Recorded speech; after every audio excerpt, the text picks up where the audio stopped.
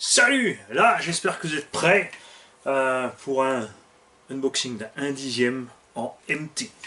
Ce qui est bien en 1/10 MT, c'est qu'on trouve des véhicules proches des vrais véhicules MT avec deux ponts, même si c'est sûr que c'est moins performant dans le terrain défoncé que 4 suspensions indépendantes. Je vous ai ici chopé un Axial pas Yeti, je veux dire SMT10 Grave Digger. Un petit engin qui est vendu, c'est à la base pour les plus jeunes, c'est vendu hors de prix.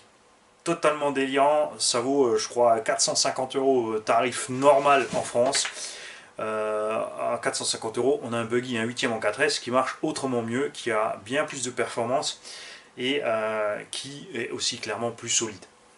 C'est solide, je dis pas, mais un véhicule à pont, ça sera jamais aussi solide qu'un véhicule à triangulation indépendante, surtout pas de la dimension d'un buggy 1/8. Dans cet engin, on a une super boîte de transmission pour réduire l'effort. On a un slipper à deux patins et on a deux ponts qui sont censés être super solides de la part de Axial. J'aimerais bien ce genre d'engin en kit, mais ça n'existe pas. On le trouve actuellement en promo, je crois, dans les 380-350. Et comme toujours, puisque j'ai reçu ce véhicule en même temps que la petite piste 1/10, vous aurez en tant qu'abonné, si vous êtes intéressé par cet engin, avant que je fasse l'essai, vous pouvez déjà l'avoir pour ceux qui veulent du tout neuf, de chez tout neuf, etc. Et il sera toujours disponible aussi après l'essai à un tarif, bien sûr, préférentiel pour les abonnés de la chaîne. Alors, pour vous dire quand même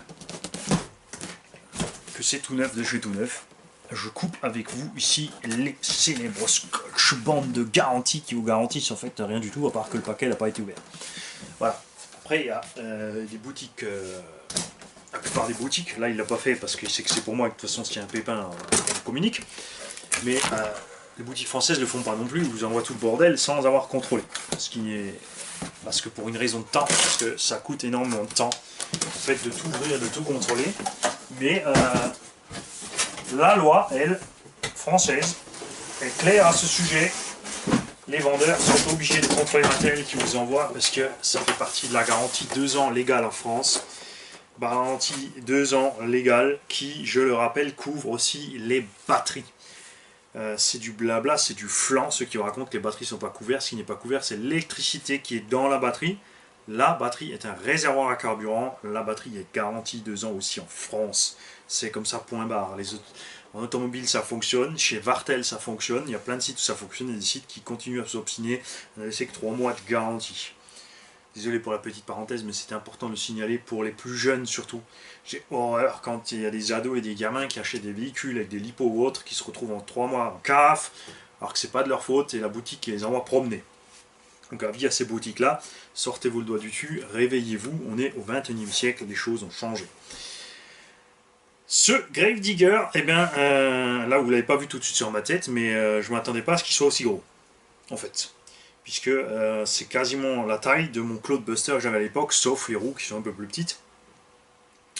Cet engin est censé correspondre un peu plus à l'échelle réelle 1/10 du vrai MT. Ce qui est très appréciable, c'est le châssis ici. Bien sûr, c'est du plastique, c'est un seul morceau, mais qui fait office de système tubulaire des vrais. Les nouveaux MT par rapport aux anciennes générations, comme le Claude Buster, en fait, qui était copié sur les anciens MT des années 80, engins que j'adorais, étaient des vrais pick-up qui étaient tout simplement rehaussés, sur lesquels on mettait encore des démultiplications et des roues encore plus grosses. Les nouveaux MT sont fabriqués, ce sont des machines de compète. On a tout fait pour faire un centre de gravité très bas. On a le moteur et la transmission qui est en bas. Ils ont respecté ça sur la réplique ici. La seule chose qui n'est pas respectée, c'est un peu dommage, c'est les suspensions. Ils ont mis des suspensions hyper inclinées et recentrées sur le centre, alors que les vrais MT pilotent avec 8 amortisseurs ici, compensateurs à gaz, etc., qui n'existent évidemment pas en modèle réduit, mais ça aurait été sympa, je dis moi, de fixer les amortos tout droit vers l'avant. C'est d'ailleurs quelque chose que je vais faire, puisque c'est prévu, on a les ancrages. Le seul hic va être la barre stable arrière qui va être dans le chemin. Va falloir se pencher là-dessus. Je vais peut-être la décaler de façon à ce que ça aille quand même, on va voir ça. En tout cas, je vais l'enlever de son support avec vous pour le voir de plus près. Ça me plaît énormément. Et là, je me retiens depuis avant, mais je vais le faire. Ouais. Alors, les pneus, les flancs sont mous. La carcasse, par contre, est dure. On a une bonne mousse à l'intérieur, donc ça promet déjà une bonne réaction de ce niveau-là. Ce qui est toujours un peu dommage avec CMT, c'est évidemment qu'on n'a pas de protection de la carrosserie. Il y a une cage à l'intérieur, mais la carreau va bien sûr sur les retournements et tout va s'amocher ici au niveau des ailes ou autre. Il va peut-être fallu faire une petite extension de ceci. Et même si c'est un modèle réduit, ça ressemble à la réalité, on est quand même loin d'être réaliste, puisqu'on a un cerveau posé sur le pont devant, on a une barre stable à l'arrière, qui est nécessaire pour éviter le torque twist. Le torque twist, c'est en fait, comme le moteur et la transmission étant longs, quand vous accélérez, le véhicule se vrille dans sa longueur. Là, il y a le nez, là, il y a le derrière, tu te vrilles comme ça et tu montes. Finalement, c'est l'avant qui décroche et ça décolle. Donc, on aurait bien aimé, peut-être, il y a la place, on va le faire, poser un pare-choc ici, parti de cette cage ici, remonter sur l'avant de la carreau pour protéger la carreau sur les retournements, et on fera pareil à l'arrière parce que c'est dommage d'exploser cette carreau. Alors, je vais couper les résans sans couper les pneus, ce serait bien. Hein.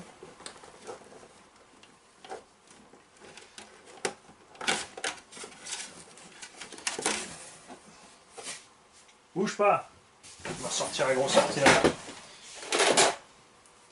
Je suis curieux aussi de voir ce que ça donne niveau poids. J'ai pas regardé les specs.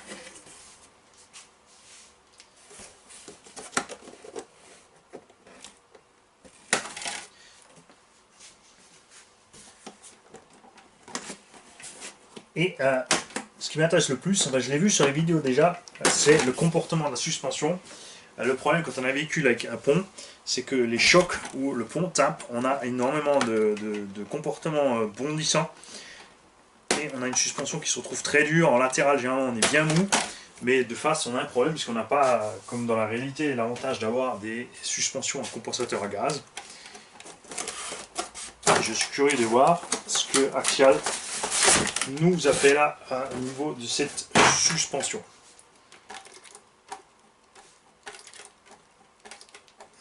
À l'arrière c'est souple, à l'avant c'est raide.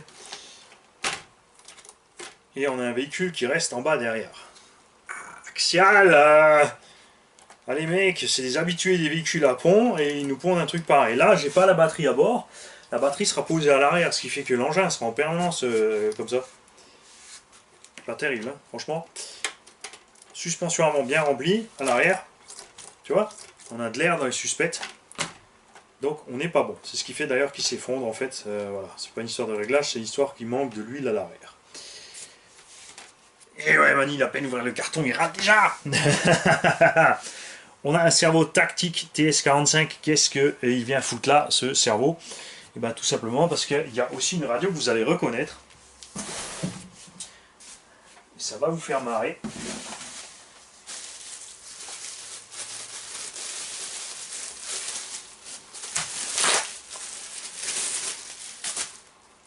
Oh, on a une radio Arma. Ben oui, puisque ça fait partie du même groupe. Donc Axial a récupéré les radios de chez Arma. Ça aurait été bien aussi qu'il récupère le brushless de chez Arma, puisque ce petit monstre ici sort en brushed. Ça, c'est dommage au prix où il est vendu. Je trouve que ça devrait être interdit de nous coller un brushed là-dedans. Sérieusement, c'est plus que décevant. Alors moi, déjà pour commencer, je vais détendre l'amorto. Donc le ressort est plus court, c'est fait exprès. Ce que je vous conseille de faire, si vous détendez les amortos à ce point-là, quelque chose que je fais depuis longtemps en MT, c'est de fixer les coupelles d'amortisseurs au ressort avec des petits rilsans. Et aussi, comme sur les vrais, c'est sympa de mettre des petites sangles pour limiter le débattement du pont. Voilà, tu vois, déjà on a un bien meilleur look et un meilleur comportement. On a, comme vous pouvez le constater, donc une suspension latérale très souple. On a les roues qui vont taper la carreau à fond la caisse. Ça, c'est dommage. À l'arrière, on est beaucoup plus ferme grâce à la barre stable.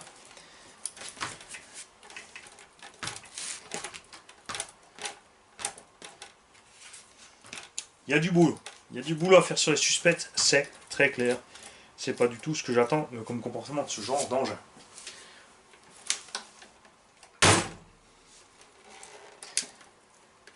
Après, si tu assouplis trop la suspension pour avoir un bon comportement cisaillement à l'atterrissage, tu as souvent le problème justement du twist et le fait que les roues commencent à se lever au moindre moment où tu délestes et que tu accélères. La carreau, correct mais sans plus. Hein. Avec le poids du véhicule, on pourrait s'attendre à un peu plus de Lexan de la part de Axial. Suspension de carreau, s'ils ne sont pas allés chercher loin, il n'y a pas grand chose en protection, il y a des tout petits tétons, il y a juste les pignots dessus, ce qui fait que tu vas très vite amocher et arracher cette carreau de là.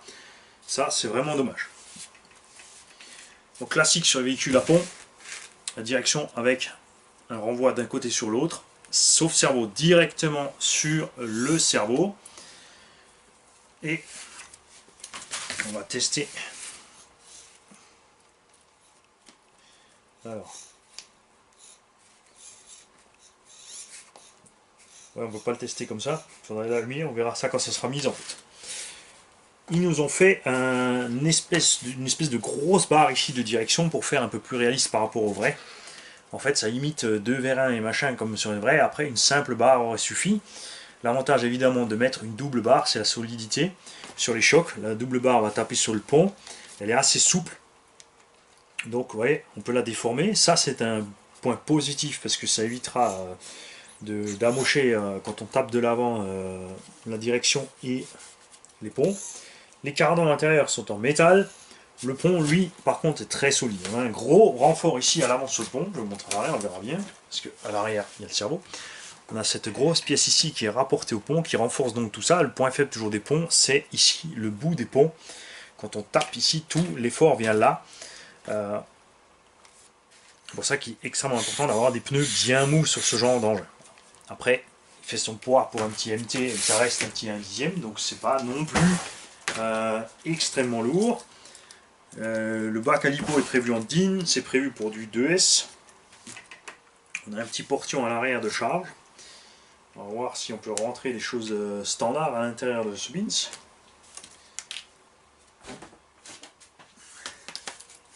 Ouais. On verra évidemment sur la notice si c'est prévu pour 2 ou 3S.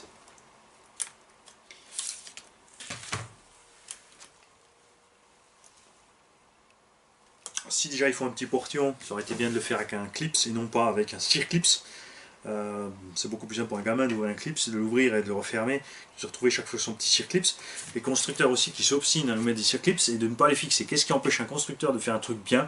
C'est de mettre une sangle aussi ou un petit fil de fer, de fixer son circlips quelque part si déjà il met du circlips pour dire tiens nous on fait quelque chose que les autres ne font pas. À l'intérieur de ce MT qui est quand même assez conséquent, on a un pauvre moteur 540. C'est même pas un 550, c'est un pauvre 540.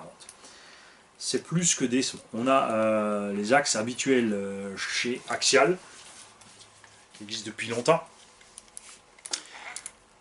avec double croisillon télescopique, c'est-à-dire que tu as deux bouts femelles avec le petit bout ici qui se promène entre. C'est pratique parce que pour réparer ça va super vite, tu dévisses, tu soulèves tu sors ton demi-tube cassé, tu remplaces ton demi-tube, c'est reparti. Il existe évidemment plein d'options métalliques pour ces cardans que je vous conseille de mettre. Le moteur c'est un 27 tours, donc c'est typiquement un moteur lent pour crawler, qui ne correspondra tout à fait absolument pas à la réalité des choses de ces nouveaux MT V8 1500 chevaux qu'on a et qu'on voit évoluer avec le plus grand plaisir, surtout au niveau du son. La boîte radio, ils ont fait une espèce de semi-machin avec un petit look dessus pour faire genre de quelque chose, mais de quoi on ne sait pas, puisque on dit normalement ils ont le V8 monté en bas ici dans le châssis, plus comme dans le temps le V8 qui est sous le capot avec la transmission intermédiaire qui redescend. On a le Vario qui est planqué sous le pilote. Rien de particulier, j'aurais préféré bien sûr comme dit là au lieu de juste 4 points d'ancrage pour la carreau, mettre un peu plus de points d'ancrage pour mieux protéger ce carreau, même si cette cage est pas mal du tout, ça c'est sûr, au niveau dégâts là il va pas se passer grand chose avec son engin. Après, je pense même pas aller le rouler en brochette, c'est pas possible. Un brushless pas violent, c'est toujours mieux qu'un brushed. Parce que moins de consommation. C'est sûr, pour un gamin, le brushed a l'avantage de pouvoir partir plus de douceur, mais ça se règle aussi. Sur le brushless, à la limite, on met le punch au minimum. On aura toujours un énorme avantage d'autonomie. Et là, un petit 27 tours là-dedans, il faut une grosse multiplication pour aller emmener cet engin. Et c'est un peu dommage, surtout avec le petit pignon. Ici, on va entendre le moteur et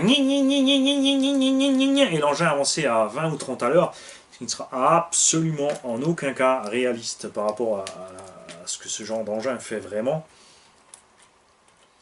Et c'est plus que dommage. Ouais, je sais, j'arrête pas de tripoter la suspension, c'est parce que j'ai vraiment envie de faire autre chose à cette suspension. Ça me va pas du tout la façon dont ils ont installé ces amortos et comme c'est fait.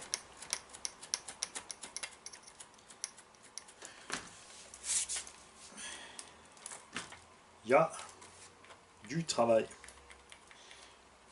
Bon, un petit plus, c'est qu'ils ont au moins mis, pour une fois, Axial a mis les corps de suspension en alu et pas les versions plastoc honteuses qui sont sur l'Axial Race.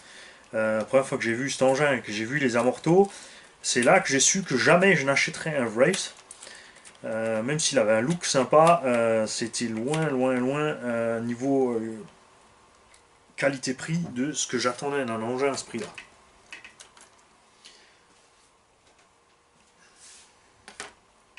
Ça serait quand même un super cadeau pour un fiston pour le Noël, j'ai que ça à dire. Ils ont bien respecté les proportions avec la réalité, il me semble. Enfin, il faudrait que je check quelques vidéos. Ah, les pneus, ils auraient pu être un peu plus gros quand même. Hein. Mais franchement, j'aime bien la consistance. J'aime beaucoup aussi le fait qu'ils ont mis vraiment des roues avec un gros déport. Niveau tenue de route, hein, il n'y aura pas de miracle. C'est long, c'est large, c'est pas large et c'est haut. Mais niveau fun à rouler, ça peut être plus que pas mal. Il va quand même falloir que j'aille faire un tour en forêt avec ce Bins, mais ouais, on peut pas laisser un moteur à charbon, c'est pas possible. Non, je peux pas. J'arriverai pas à me résigner à laisser un moteur à charbon sur ce truc. Salut. J'ai oublié de vous parler d'un truc. Avec le Grave Digger, vous recevez différents casques de pilote, un simple, un motocross, machin, puisque le dedans est monté celui avec la petite tête de mort. On a des rotules, on a des pièces de cardan en plus. À savoir après si c'est les bons morceaux ou les morceaux qui cassent pas. Si c'est les morceaux qui cassent pas, ça ne servira pas à grand chose. A priori, a fortiori, on a effectivement les deux tubes. Ça c'est sympa. On a un petit compresseur moteur encore à fixer sur le capot. On fait une sortie type compresseur. Et on a encore quelques pièces plastiques à voir donc dans la notice à quoi ça sert tout ça. Alors sortons la notice. Et voyons voir ce que ça nous dit.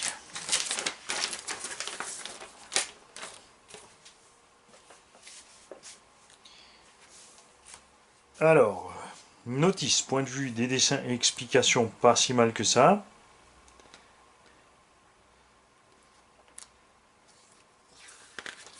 Une petite explication des étagements, l'éclaté, le numéro des pièces, et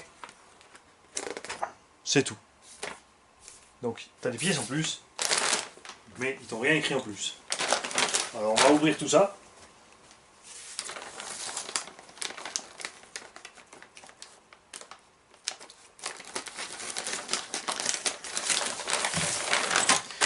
À quoi ça sert toutes ces pièces en plus? Donc je confirme, ceci sont les pièces de cardan et de train, de rotule de biellette. On a des carters en plus, un support de cerveau de direction et des pièces de suspension. Et effectivement, le petit, on a un petit genre compresseur V8 à monter, à voir où est-ce qu'il va. Il n'y a rien de précisé, c'est peut-être le même que pour toute la gamme. En fait, on a une version compresseur, une version prise d'air. Vous avez le choix en fait. Il y a deux prises d'air différentes même, plus un petit compresseur. On a deux petits panneaux ici, puisque les vrais MT ici ont un petit panneau avec une tonne de sponsors dessus. Donc si tu as envie de les mettre et de cacher ton moteur que tu as mis dedans ou autre, tu peux te faire ça. Par contre, on n'a pas de petite planche de sticker en plus ou autre. Ça, c'est assez dommage. Personnellement, j'attendais un peu plus de la part de Axial, vu le tarif de départ. Il y a un petit pignon aussi pour aller plus vite. Laisse tomber sur le moteur à charbon, tu n'iras pas plus vite, à part vider tes lipos plus vite, il ne va rien t'arriver. Mais c'est vrai que Axial a tout été relativement cher pour ce qu'ils font. Évidemment, je leur ai fait savoir, vous me connaissez. Après, bien sûr, ils m'ont pas répondu, ils s'en foutent du petit Alsacien au fond de sa cave. Allez, ce que si je vais, salut les gars, bonne journée. Et ben non, c'est pas fini.